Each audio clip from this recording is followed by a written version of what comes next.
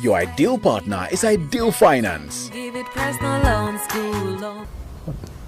Dr. Nii Kotei Dzani is my name, and I'm the Group Chief Executive for Ideal Financial Holdings.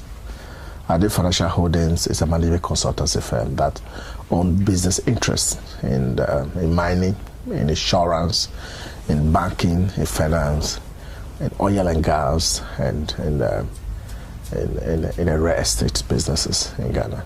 My name is Richard Kwatana Hinkra. I'm the Deputy Managing Director of First Trust Savings and Loans, also a subsidiary of the Ideal Financial Holdings Limited Group. Well, Ideal Financial Holdings are basically a financial institution, that own interests, first of all, in the financial industry in Ghana. Our intention at the establishment is to have financial conglomerate where we control, have a control stake in the financial sector of the Ghanaian economy. And so that's how we started it. We own Ideal Finance. Ideal Finance is a finance house licensed by the Central Bank, and Ideal Finance is the flagship within our group. Ideal Finance is one of the top brand of financial institutions in Ghana, and then somewhere 2014 we have bought a service and loan company called Easy Service and Loan. Easy Service and Loan happy to be the oldest service and loan in the country, and we bought it and we rebranded as First Trust. And so we also own an investment bank called ID Capital Partners. And these are the finance industry. Let me say that we are in the process of acquiring an insurance license and also patient management license for the patient regulatory authorities. We also own other businesses in the oil and gas, like Westfield Offshore Consult. We also own trade. We also own a company in commodities and a trade, and various businesses. And so our business objectives is to create wealth and transform society.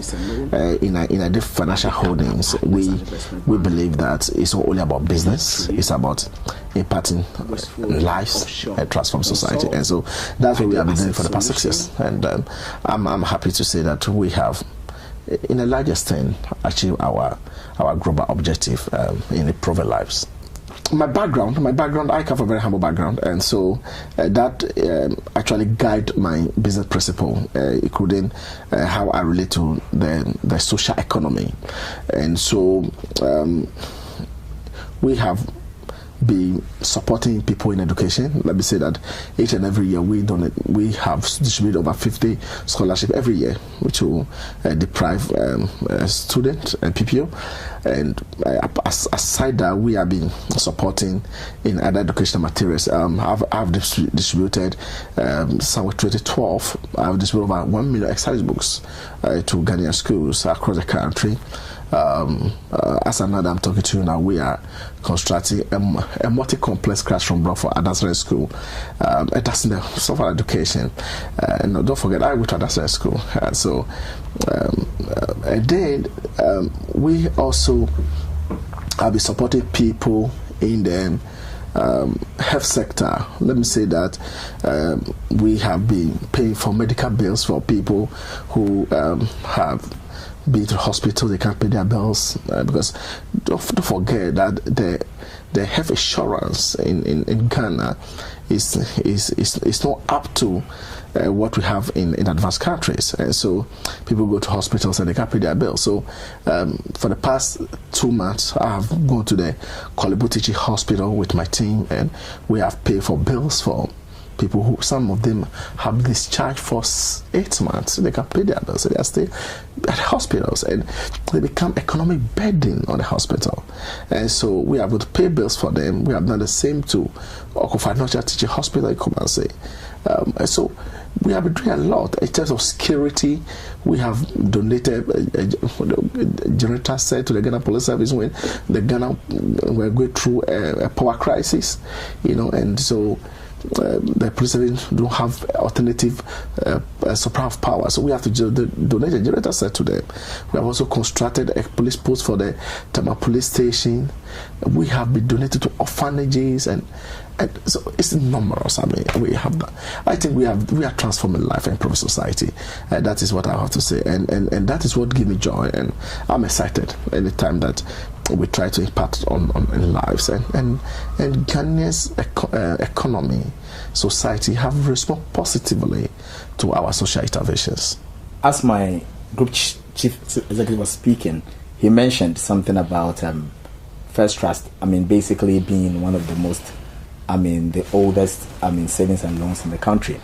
We come from a certain journey. Our background was with Johnson's Savings and Loans, which was bought over by Easy Savings and Loans, and then Ideal Financial Holdings took over. We rebranded it and we called it the First Trust Savings and Loans. Currently, we want to be the center of excellence. When we talk about excellence, we're talking about customer service, giving the best to customers for them to come back and do repeat business with us. Currently, we have about 11 branches, and with these 11 branches, they are spread across 3 regions in Greater Accra, Ashanti, and then also Bronga Hartford. We have plans in getting to the northern region and also finding ways to permeate or enter into other regions. Currently, we have a structure that gives us an edge. I'm talking about competition over our peers, and with that, we are not relenting on our house. We also want to be a bank. Looking at where we're coming from 2018 and beyond, we'll see our way clearly. And then we're going to also announce our presence in the financial industry in Ghana. Well, I think financial holdings, as I say, combine various companies. Currently, I think we are Star Street. We are a city. I think about 1,000 thereabouts, and 1,000 thereabouts. So yeah, that's about it. Okay. And please, can you tell us your mission here in the UK? I was actually invited by the Ghanaian Union to, as part of the 59th independence celebration of Ghana, to be the special guest of honor for them, and a keynote speaker at the independence dinner, of which I did Saturday, and also to also meet with leaders of the Ghanaian community in the UK and Ireland, and some section of parliamentarians at the House of Commons, where we have to interact with them and see how best we can for partnership in improving our society back home. And let me say that we are not inviting UK investors to Ghana, but we also want to explore business opportunity in the UK. I think that the time has come for Ghanaians and anybody in Africa to also come to other part of the world to invest. I mean, it's often that when we talk of investment, it's like we are trying to invite only foreigners to our land. No, that's not correct. I mean, some of us and a lot of businesses are going to have the necessary financial muscles to compete favorably with any business anywhere in the world. So we are here to also see what are the business opportunities that are available in the United Kingdom, and we will invest also here. And so that's why we are here. Okay, can you give us an example of the services you feel you can provide to the Ghanaian average person in the UK? Yeah, one thing that we have noticed, and with my discussion with the Ghana Union, is that most Ghanaians are unable to even access credit facilities here in the UK. And so in a collaboration with the Ghana Union, what we are trying to do is to establish a credit union where Ghanaians will be able to contribute to the pool, and we'll manage it, and we intend use it to fund their project, their housing project, their other logistics that they may need, paying fees and others, so that they can improve their lives. So yeah, that's the one area that we have identified. Another area that we have identified is that most of our Ghanaians here also want to go home and establish, and at times it's difficult. Let me say that because of where I sit, I witness where people come to Ghana Ghana and they get jobs, but they are unable to even stay because the economic conditions differ. And so we are also creating a product where Ghanaians here can be investing towards their going back home.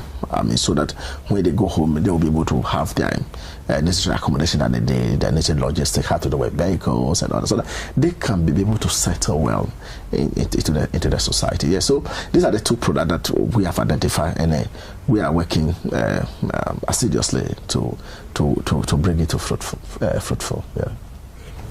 Yeah. Let me say that financial institution is not like any other business. It has to pass through regulation. So first of all, what we are trying to do is to see how we can set up and open an office here. Again, we have to meet regulatory requirements as required by the UK government. So we have to register and we have to be licensed. And so once we license, we will have a satellite office here in London. And so that is how we'll be able to interact and do business with our clients. So people have to work with the office here directly, and then based on the agreement that we have with our client, we say the investment will be diversified. Certainly some will be invested here, and others some will be invested in Ghana and elsewhere, so they can diversify the risk portfolio for our client. Yeah, so that's how I say. Yeah, certainly you have to register, you have to open an account and with us, and they based on the product that you have chosen, then we will now agree with you how you can contribute, and then we take it from there. Okay, great. Mr. Henkra, please, when it comes to the Ghanaian market, how do you feel we can also contribute our quota to First Trust Savings and Loans? Basically, First Trust, we have various products that even no matter where you are residing as a Ghanaian, you can still access some of the products. Of course, first, initially, some of the products that we churned out were basically for Ghanaian consumption. And so for that consumption, we were looking at, normal personal loans. We were looking at auto loans. We were looking at project loans. But we also realized that there could be people who would be living outside the country and will still want to access some of our products. For example, project loan. So the question becomes, how can I access some of these project loans whilst outside the country? Basically, if you're here, opening an account now in a technology age that we are in, you don't need to go through a lot of stress to get some of these things done. Basically, we have a requirement to open an account. Some visit Ghana and they go, and when these accounts are opened, basically you can fund those accounts through various means, which is done now, even through these money transfer and remittances, which we also have some services, and we can fund some of these accounts for you to enable you access some of these products when you want them. We also have some investment accounts also for your kids, and when you have kids back home or even here, you can always occasionally fund them, which is our kiddie account. We also have investment accounts which run like a fixed deposit. These are people who visit home frequently, but they don't stay. You can still be here whilst your money will be working for you back home, because we believe that money should not be lying idle. In other words, you can place your funds for 3 months, for 182 days, for 365 days, and still it will be earning something for you whilst you are here. The smartest way to sometimes even fund some of your projects is that you can place your funds there and then enjoy the interest on that funds to be more or less doing your project for you. But if I have to tie it into what we're planning to do or we're seeking to do when we have the opportunity to have a satellite office here, we are going to have some kind of synchronization between both companies in Ghana and also the one here. So side by side, you can have an account here, you can have an account there, and then in doing so, we can manage both for you so that you will not fall short when you're coming back home or you want to be here. And these are the things that we have in mind for the Ghanaian community here and those who also want to return back home someday. What other services do you provide besides the savings and the loans? Yeah, apart from the investment, products that I've mentioned and then the loans, we also, provide other services in the remittances businesses. Currently, we are, operating with Western Union, MoneyGram, RIA, and then we are looking for about 2 or 3 more. Also, we have the Visa cards, which will be rolling within the next month or 2. The reason being that we were just on the GH link, which allows for only the cards for on the platform for only banks in Ghana. But looking at where things are going, we need to be on the global, platform. And so we also go in Visa in the next year or 2. This is also in line with where we intend to be in the next 3 to 5 years as a bank. Well, Americans develop America and British develop Britain, and it's only Ghanaians that can develop Ghana. Some of us are very passionate about economic development of our country, and I can only urge Ghanaians here that we should put our efforts together in building our country. There's a lot of things going on in Ghana, and I think that Ghana is the destination to invest. So I want to encourage all that to come and invest in our country. We have a stable democracy. And of course, there are sometimes that when you are outside the country, you hear some of them are not true anyway. But we have a stable democracy. And I know that once we, as a country, have put our effort together, we'll be able to live a society that our children and grandchildren will be proud of. Thank you. Visit our website www.idealfinanceghana.com. Ideal Finance, a loan just when you need it. We are waiting for you.